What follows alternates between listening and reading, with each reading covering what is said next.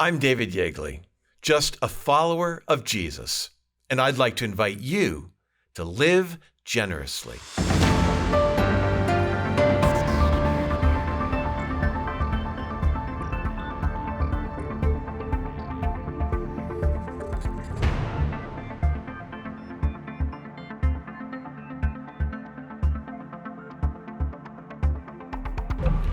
Welcome to Generous Living. We all have our 2020 stories.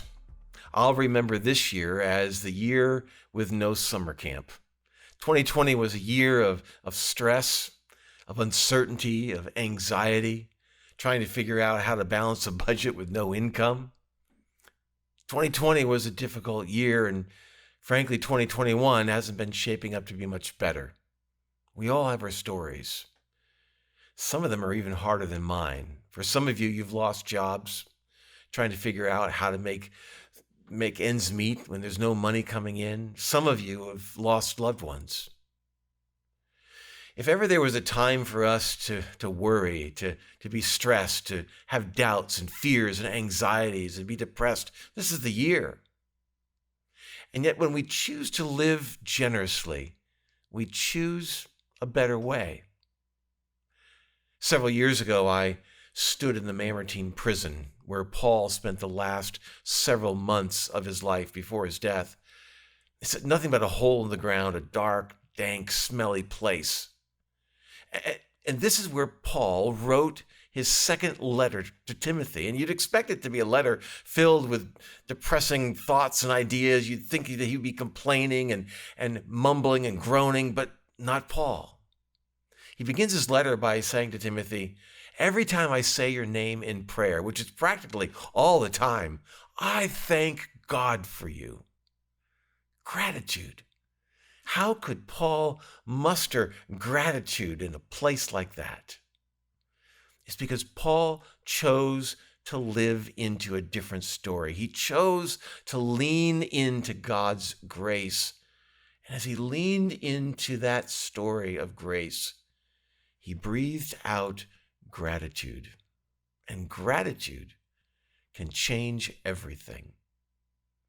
Several years ago, I traveled from Seattle to Traverse City, Michigan to attend a conference at Camp Asable in Grayling, Michigan, just an hour away from Traverse City.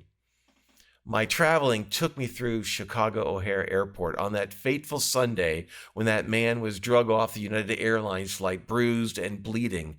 You probably remember the story and saw the images. I didn't see it happen. I wasn't in the same part of the terminal. But when I got to Traverse City, got in my rental car and turned on the radio, it was all over the airwaves. My first thought was shock and anger. I thought, that could have happened to me. That could have been me drug off the flight. And I don't know if I'll ever want to fly United again. But as the week wore on and I heard more and more stories and more people piling on to United Airlines, I began to think about the people that I was going to see in a day or two as I traveled back through Chicago O'Hare. And I thought, what would it feel like to be an employee of United Airlines at a time like this? And what is my response going to be to all those people that I see as I travel through that airport? As I thought about it, my mind turned to gratitude. I said, okay, God, if this is what you want me to do, then help me to find what I'm looking for. If I can find it, then I'll do what you're asking. And so I got the regional jet from Traverse City, flew to O'Hare, and then during my layover in the C concourse, I walked up and down looking at every Hudson bookseller I could find for a thank you card. They're a lot harder to find than you'd think. Finally, at the last bookstore I found, all the way at the end of the concourse, they had one of those turnstile card displays, and I turned it and looked, and finally, all the way down at the bottom of the display, I found one last thank you card. I didn't even look at the price. I grabbed it, took it to the counter, handed it to the lady. She swiped it and then said, that'll be $9, please. $9, I thought, for a thank you card? You've got to be kidding me. And I almost took it back and put it back, but then I remembered I'd made that promise. So I paid the $9 and I took the thank you card back to my gate, and I wrote a thank you card to the flight crew of my airline, of the flight that I was on. And I said, it's funny how one thing can happen and we forget all the good that's ever happened. But I don't want to be that person. And I began to tell them all the ways that United Airlines had served me over the last several years that I'd flown them. And I thanked them over and over for what they had done. I signed my name to the card and I sealed it up. And as I boarded my flight, I handed it to the first flight attendant that I saw. She thanked me, and that was that. I thought, end of story. We got up to cruising altitude, and they began to serve the snacks and the drinks, and the flight attendants went back and forth, never said anything to me, never acknowledged the card. I thought, well, I did what I did, and if I don't get any acknowledgement, that's okay. But as the service ended and we sort of settled into cruise control there in that flight, and the flight attendants had a little bit more time, the flight attendant that I handed that card to came back to my row. She leaned down next to me. She had the card in her hand and tears in her eyes and said, "You have no idea how much this card means to me. It's been a hard week. And getting this card just changed everything for me." She said, "Hey, I've got more first-class meals, and I'd be happy to give you one if you'd like." "Sure, why not?" And then the next flight attendant came and again thanked me profusely for the card and said, "How about a bottle of wine?" "Oh, I don't drink," I said. "Well, then how about a snack box?" And one by one, each of the flight attendants came back and thanked me profusely for the card and gave me more food. And by now, my tray in front of me was piled high, and the people around were staring. And one of them said, "What did you do?" And I said, "I don't know. I bought a $9 thank you card." Several years later, a couple of years later, I was once again traveling United Airlines, recruiting summer staff. It was 2 months of travel through some of the worst winter weather that we'd had in a very long time. There was a lot of chaos, a lot of delayed flights, a lot of missed flights, canceled flights. There was a lot of calls to customer service over and over. It was just a crazy, crazy time.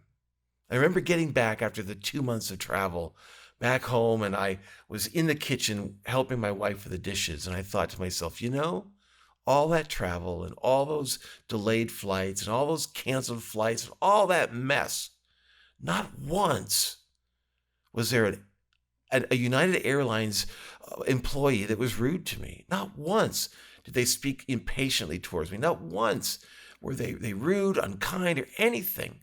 They were always helpful, kind, and courteous. That's amazing. I don't know if I could be that way under all that stress. And so the next day, I got on my computer and I wrote an email to customer service.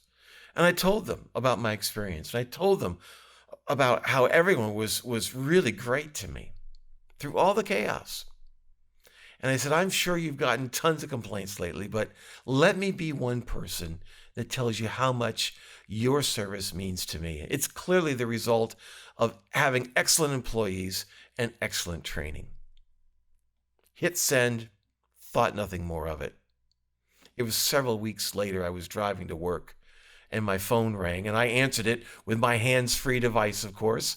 And on the other end was a lady from customer service. She said, "Hi, my name is so-and-so from United Airlines." And she said, "I've got your email in front of me." She said, "We never get emails like this.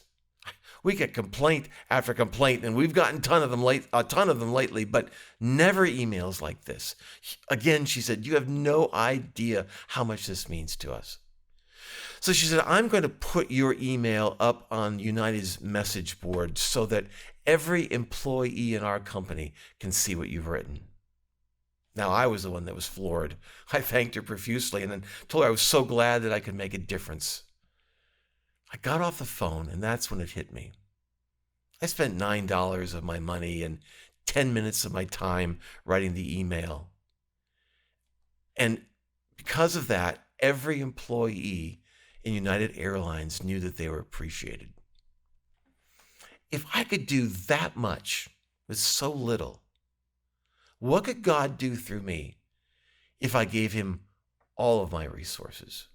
What could God do through me if I gave him all of my time? What could God do through me if I chose to lean into his grace and live with gratitude? Quite frankly, what could God do through you as well? Let's be honest. You and I could change the world, literally change the world, simply by changing our story and leaning in to God's grace and breathing out gratitude. So here's your assignment. It's a two-part assignment, actually. First, I want you to spend some time, you and God, pad of paper and a pen. And I want you to spend time telling God everything that you're grateful for, all the ways that his grace has changed your life. I want you to change your story simply by leaning into God's grace and breathing out gratitude. And once you've reorientated yourself to this way of thinking, this way of living out of gratitude, then I want you to go to the store and I want you to buy 4 thank you cards. Don't get the cheap ones. Get some really nice thank you cards. And once a week for the next month, I want you to find someone that you're grateful for. It might be someone that's done something for you in the present, but then again, it might be someone that you should have thought about thanking a long time ago, but you just haven't gotten around to it. Write them a thank you card. Don't send an email. Don't send a text message. Sit down with pen and paper with those thank you cards and write them a thank you note. And then send it off. And watch what God can do through you as you live into gratitude. Watch how your world begins to change as you allow gratitude to shape your life. Are you ready for the adventure? Are you ready to change your world? It begins right here by leaning into God's grace and breathing out gratitude. I'm David Yeagley, and this is Generous Living.